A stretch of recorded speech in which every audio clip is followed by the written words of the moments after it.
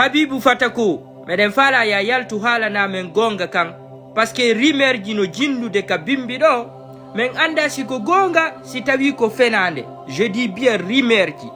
donc Habibou Fatako yo yaltu hala nay ko honnu woni gonga kan tigi ko honnu woni di rimer ji wondi jindude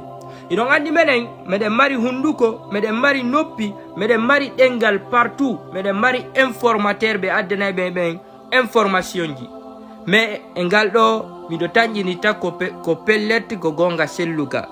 kon woni on rimer wondo jindude selon rimeron wo concert Habibou Fatako duwa do wadde hande le 25 wo concert on o anilama kon wadi si o anila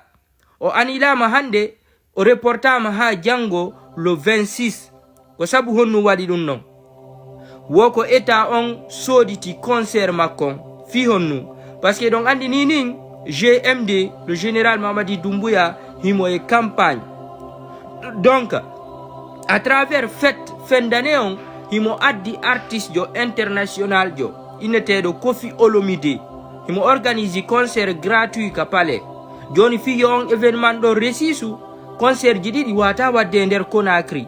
donc be contacti Habibou Fatako be soditi concert makon fi yo accu hara wadali concert makon hande le 25 o acca ha jango le 26 o wada concert makon parce que pour eux ko buri hittude ko événement président jonko du non buri hittude donc Habibou Fatako be ara alde ni no a watta concert ma be wadi injustice yagal be aru be ni mo menen fala sodutugol concert ma 1 million 1 milliard 500 2 millions 2 milliards kan goto anda mais non lang andi ko sodi tata concert wana mbudi sama kala Habibou Fatako kadi na fetudo ko mbudi o ndabbude donc du coup an e concert ma stay ko 500 millions hebayno da godari inni mi sotte concert ma 1 milliard 500 mon frère wallahi sina huda do ande ko num burma mojjande mais non on côté donc si tay way réellement ko gonga hara ko no woni concert ma ko anila ma hande le 25 fi jango le 26 concert on jango le 26 ko gratuit e nder dum non la yi pi ngotum ko mi andi way réellement don kadi haray injustice yagal joui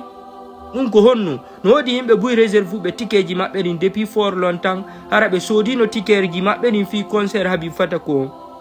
avant le jour J maintenant joni concert on sodi tama concert woni gratuit donc cela veut dire hara be yimbe don fo be perdi mbudi mabbe ni be sodi tikeji gratuit be sodi tikeji di nafatabe di be wawno seke be wawno yaade be nata ko concert ara fusbe yobali mais kambe déjà à l'avance be sodi tikeji mabbe din fi soutenugol Habibou fi yebugol place yeso fi